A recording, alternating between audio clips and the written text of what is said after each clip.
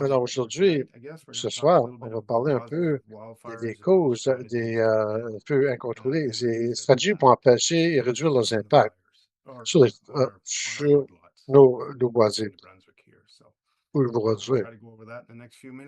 Je vais passer les prochaines quelques minutes. S'il vous plaît, écrivez vos questions avant le clavardage et je vais essayer de les répondre à la fin. Alors, premièrement, qu'est-ce qui cause des feux incontrôlés ici au Nouveau-Brunswick?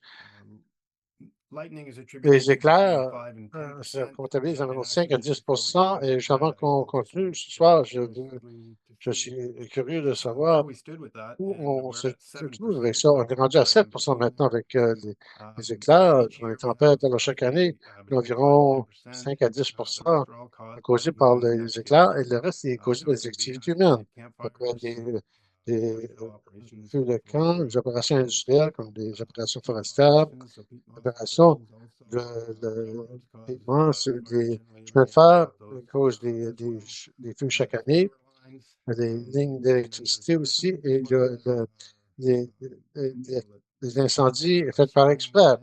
Le monde pense à un événement printanier et aussi des VTT ou autres véhicules peut-être qui sont sur les terres. Donc, je vais vous parler rapidement. Essentiellement, la, le, le plus grand euh, ça commence à travers des braises, des étincelles. Souvent, il peut aller jusqu'à 2 kilomètres après le feu, incontrôler la chaleur du feu peut apporter des braises et des étincelles dans l'air. Et avec un bon vent, ça peut le pousser jusqu'à 2 kilomètres de distance. Le feu principal se trouve et là, ça va commencer de nouveau feu. Les choses continuent de cette façon. Deuxième chose, il y aurait de la chaleur extrême. Alors, la chaleur des feux incontrôlés, ça peut allumer les arbres presque 30 mètres de distance. Alors, si jamais que vous avez pris un feu bas, il est tenu par-dessus un camp de feu, mais pas directement dans les flammes. Normalement, vous aurez aperçu qu'elle a fait assez de chaleur que les aiguilles sur de branches vont s'allumer. Il y a aussi les flammes directes, c'est lorsque le feu se propage d'autres objets et continue à brûler toutes les choses qui touchent lorsqu'on continue à avancer de cette façon. D'autres aussi qu'on voit aussi, c'est les pentes, les feux incontrôlés montent les pentes plus rapidement. Alors, le top des arbres sont plus proches de la colline où les flammes se trouvent. Et là, ça a commencé à réchauffer les carburants et vont s'allumer plus rapidement. Alors, il y a trois facteurs majeurs qui contribuent à la sévérité des feux incontrôlés. Les carburants, la topographie et la météo. Alors, ceci, c'est connu comme le triangle de comportement des feux. Pour atténuer le feu, on doit briser un de ces côtés du triangle. Alors, on ne peut pas changer la météo.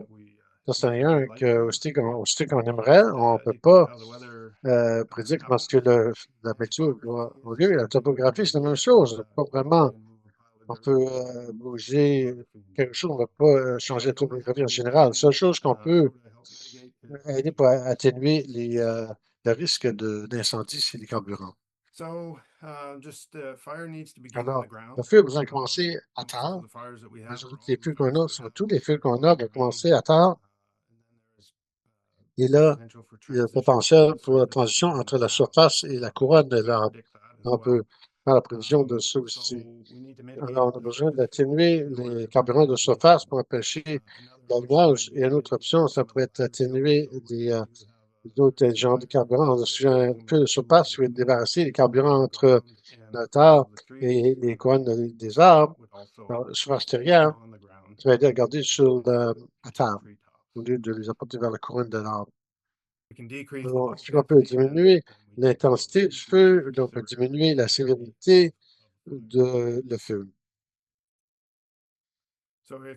Alors, si vous regardez cette photo ici, vous pouvez voir tous les branches sur la surface extérieure sont à terre. Les arbres ont été, il y a des distances entre les arbres, ils ne sont pas trop proches ensemble, alors les couronnes ne se touchent pas. Alors, on peut voir que ceci, ça va créer un feu moins intensif. Et aucun autre carburant aussi, alors ça ne pourra pas monter dans les arbres. C'est plus facile quand vous êtes dans un endroit comme ceci, essayez de conduire le feu, avoir un feu de faible intensité. Il y a d'autres choses qui influencent le feu. Un, c'est la quantité de masse du carburant disponible pour la combustion, c'est un facteur clé. Comment les feux vont brûler. La quantité des carburants est souvent exprimée comme le loading, en termes de masse, unité de masse, telles que les tonnes par hectare ou les kilogrammes par mètre cube. Dans cette position, il faut voir qu'il y a beaucoup d'abattage à cause d'un événement de vent et ça empile les arbres et ça crée une pile de débris, matériaux qui sont prêts à être brûlés. Ça a ouvert le peuplement pour que les vents puissent rentrer dedans. Ces carburants sont sèches et parce qu'ils séchent plus rapidement quand ils sont en terre. Alors, vous êtes dans un endroit comme ceci et vous attendez 2 mètres d'épais sur la surface extérieure qui peut allumer et brûler d'une façon intense parce qu'il y a beaucoup d'oxygène autour. Ainsi que le carburant, ça peut monter sur les arbres et continuer. Donc, tu peux imaginer si ceci, c'était au bout d'un peuplement, disons, qui n'a pas été affecté aussi par le vent, ça permettrait le feu de rentrer dans les couronnes d'arbres et commencer à propager. L'autre facteur qu'on a besoin, c'est la continuité. L'autre caractéristique du carburant qui est important pour les comportements de feu à l'extrême, c'est la continuité. Ça fait référence au degré où les carburants sont pas sont sans interruption. Alors, vous avez un feu de plus grande échelle. Le carburant vertical et horizontal continu est très important si vous êtes un feu. Si vous êtes un feu, ça continue. Les continuités horizontales, c'est relié principalement à la propagation du feu. C'est comme ça que le feu continue à avancer. Il y a un carburant, une source de carburant continue pour avancer. J'ai pris cette photo pour voir un petit peu mieux ici que vous regardez un peuplement de bois mou. Continue. Une fois que vous avez un feu là-dedans, ça va continuer à avancer jusqu'à quelque chose qui va l'interrompre. Que c'est la suppression des feux ou peut-être différents genres de peuplement ou un couple à blanc, disons, où ça a besoin de tomber à terre et ça perd son momentum. Donc, j'ai mentionné la façon on va régler chez les carburants. Alors, les options de gestion de carburant qui aideraient à réduire le potentiel des feux à l'extrême. Donc, vous avez mentionné tantôt, réduire le carburant sur la surface. Alors, si vous avez la capacité de faire du paillage ou enlever les matériaux morts, enlever les sous-étages, ce qui pousse surtout dans les bois mous, et avoir le blowdown aussi proche du terre que possible. Les arbres sont déracinés, tu peux les sauver, il n'y a pas de marché pour ça. Tu peux rentrer là-dedans et couper ces choses-là et le mettre aussi proche de la terre que possible. Ça retient l'humidité un petit peu plus, mais ça prend un petit peu plus longtemps pour ces carburants être disponibles pour brûler. On pourrait aussi augmenter la taille de la surface arrière en faisant un habillage de 2 mètres de terre. Alors, vous avez 2 mètres, 6 pieds, 7 pieds de la terre, en développement, les branches, surtout, ça va aider à empêcher la propagation du feu, ça empêche de monter dans le courant des arbres, ça peut diminuer votre densité des courants si vous enlevez un peu de la surface extérieure, enlevez un peu de produit là si possible. Et sinon, si vous pouvez avoir ces arbres de Beaumont, les couronnes séparées par 2-3 mètres entre les arbres. Vous avez un arbre ou un feu qui monte dans un arbre individuel, et les chances, c'est moins de chances que ça peut être transféré dans un autre arbre. Et favoriser les espèces de bois franc. J'ai entendu ça un couple de fois durant les présentations auparavant où les espèces de bois franc vont aider à interrompre ce feu qui avance. Permettre les peuplements de bois francs qui sont de plus faible qualité, peut-être qu'il n'y a pas de marché pour. J'ai vu des feux qui ont été arrêtés. Ce n'est pas un gros peuplement, mais c'est un petit peuplement de bouleau gris, des arbres que, en général, on ne trouve pas désirables, mais une fois que le feu est arrivé là, ça a arrêté. Est-ce que vous avez cette opportunité? Des petits arbres qui fonctionnent de même façon, même les, euh, les espèces de plus faible qualité peuvent aussi aider à ralentir le feu. Alors, une couple de choses à surveiller que vous pourrez avoir sur votre dos boisé que vous pouvez faire de l'utilisation, c'est les points d'accès. Vous voulez maintenir, si vous avez des sentiers de VTT qui traversent votre propriété, les sentiers de marche aussi, et aussi des chemins forestiers, n'importe quoi qui pourrait être utilisé et éclairé. Alors, si vous regardez la photo du haut, ça montre un sentier avec de l'herbe au côté. C'est correct l'été quand toutes les choses sont vertes, mais le printemps, ça, c'est tout brun. Et c'est du carburant disponible. Si il y a une étincelle là, probablement ça pourrait brûler. La même chose qui arriverait l'automne, et peut-être encore plus, parce que c'est encore debout. C'est de l'herbe morte qui est encore debout. Et surtout, avec ce temps-ci de l'année, on a des feuilles qui tombent aussi. Et ça peut aussi ajouter d'autres carburants.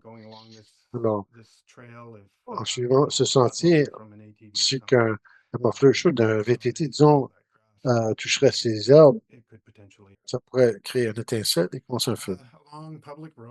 Le long des routes publiques, beaucoup de nos boisés sont proches d'une route principale. Ouais, vous avez du trafic qui pourrait passer. Parfois, c'est une cigarette qui est jetée d'un véhicule ou d'autres raisons. Un incendie va commencer à côté de l'artère principale. Alors, peut-être vous pouvez réduire le carburant le premier 20-30 mètres du chemin. De façon à ce que quelque chose est commencé dans les herbes à côté de l'autre. Une fois que ça traverse l'herbe, s'approche de votre lot boisé, il y a moins de carburant là, moins de potentiel pour avancer. Alors, si vous pouvez garder ces carburants-là éloignés un peu, parfois c'est difficile à faire. De 40 hectares de boisé pour atténuer tous les risques, mais si vous pouvez travailler ces endroits, peut-être une façon d'aider à atténuer le risque. Les camps et les chalets, on prend une photo en haut, je ne sais pas si vous pouvez voir ou non, mais il y a un camp là-dedans. On peut voir qu'il y a beaucoup d'arbres matures, du sapin baumier, euh, de bois mou et un peu de dommages faits par le vent, là. Mais vous pouvez aider autour de ces endroits-là, qui sont importants sur votre boisé. Peut-être utiliser les principes FireSmart et réduire un peu les carburants, enlever ces carburants d'autour de votre édifice. Et ça pourrait être une façon de protéger ces chalets. Si quelque chose commence à allumer sur votre feu, des lignes électriques, si vous avez des lignes électriques qui vont au chalet, au camp, assurer qu'ils sont propres en dessous ces lignes. Et puisqu'il y a des arbres qui se penchent vers les lignes, le risque de tomber sur les lignes. Chaque année, on a beaucoup de feux qu'on voit, principalement les départements d'incendie arrivent en premier, puis on reçoit les appels parce que les arbres frappent les lignes d'électricité qui ont sur un feu, ils se rentrent dans les arbres d'habitude, ensuite ça s'en va vers la forêt. Souvent, ils sont de côté des routes principales. Ce qu'on peut les apercevoir rapidement, on peut les éteindre, mais il y a potentiel, c'est qu'une journée avec beaucoup de vent, que le feu dans cet endroit va aller hors de contrôle très rapidement. Et je veux pas, c'est pas toute une mauvaise nouvelle avec les feux. Il y a certains bénéfices des feux incontrôlés.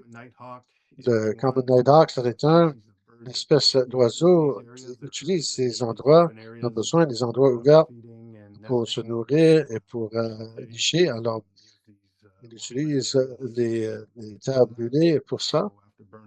Après un brûlage, voici une des espèces que peut-être vous allez voir. Mais si vous êtes une personne qui cultive les champignons, le Black Morel, sort seulement 1 ou 2 ans après un feu à ravager la forêt. Alors, on voit beaucoup de ça où le monde veut savoir où un feu avait lieu, peut-être 2 ans passés, pour qu'il puisse aller voir ce qu'il peut trouver ces champignons. Et tu peux les manger et ouais, vous pouvez les trouver sur un endroit de feu. Vous n'allez pas les trouver du tout. Parfois, c'est une opportunité rare pour certaines personnes. Et le pain gris, dans le monde avec des loups boisés, on sait tous que le pain gris, le cône est très dur et a besoin de la chaleur, beaucoup de chaleur pour ouvrir, pour relâcher les semences. Alors ça, c'est une espèce d'arbre qui va régénérer après les feux, qui est ça a trouvé des bénéfices d'un feu incontrôlé. Une couple d'autres, je suis certain qu'il y en a une couple d'autres exemples, mais je pensais en a mentionné quelques-uns seulement. Dans la conclusion, il y a toujours eu des feux incontrôlés et probablement il va toujours en avoir sur notre paysage. Au Canada, les feux incontrôlés sont de plus en plus fréquents et intenses à cause du changement climatique que l'on voit. Au Nouveau-Brunswick, on n'a pas vraiment, elle n'est pas vraiment arrivé là encore quand ça vient à plus de feux incontrôlés. Peut-être cette année, c'était le début pour nous. Peut-être que le changement climatique pour nous était plutôt, on a eu de plus en plus de conditions humides aussi. Et dans mes 10 ans ici, cette dernière été, et jusqu'à l'automne ici, c'est le pire que j'ai jamais vu pour des forêts sèches. En parlant de la majorité du monde ici, la dernière fois qu'on avait quelque chose d'aussi sévère que ceci, ça aurait été en 1986. Où, mais c'était un peu de printemps et la période de temps que ça a eu lieu, c'était beaucoup aussi long que la période de sécheresse qu'on a eu cet été. Mais qu'est-ce qu'on s'est aperçu? Qu'est-ce que moi je m'ai aperçu? On attend ici, si les conditions plus chaudes, on, on va plutôt plus vers l'automne, plus loin dans l'automne. En général, par le temps qu'on arrive à la fin d'août, c'est plus froid, on commence à avoir un peu de pluie. Septembre, peut-être vous avez un coup de journée chaude, mais pas une longue période de temps de chaleur comme on a vu cette année et l'année dernière et probablement les années avant ça aussi. On a raté les avions fin d'août. Maintenant, on va jusqu'au 15 septembre. Et cette année, les a gardés. Ils sont encore prêts à vivre. Mais on arrive proche de la fin avec les conditions. Bon, la meilleure façon de protéger nos boisés des feux incontrôlés, c'est pratique les feux, pratique de prévention, maintenir des points d'accès, les routes, les sentiers si vous brûlez, faire du travail autour de vos propriétés. Assurez-vous que le feu est complètement tenu à ma partie, si vous le touchez avec votre main et vous les sentez un peu sans ressentir de la chaleur du tout. Normalement, vous êtes correct. Alors, mettez de l'eau dessus et vérifiez-le à la suite. Et durant des sécheresses extrêmes qu'on a vues ici au mois d'août et partie du mois de septembre, peut-être réduire des activités sur votre boisé. Il pourrait peut-être aider à protéger des incendies. Mais aussi, continuer à réduire les charges de carburant, mais assurez-vous que vous avez des espaces entre les arbres, avoir un mélange de bois franc, probablement. Alors, ça, c'est la meilleure chose que vous pouvez faire pour aider à ralentir le feu un peu. Les bois francs ont tendance à garder plus d'humidité sous sa couronne, pour l'air de sécher si rapidement que ça que parmi les bois mous. et enlever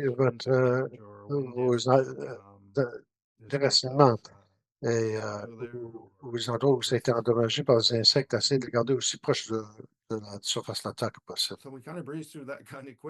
On passe ça assez rapidement. Ben, ça, c'est essentiellement, c'est la fin de ce que moi j'avais à présenter. Alors, merci pour votre attention.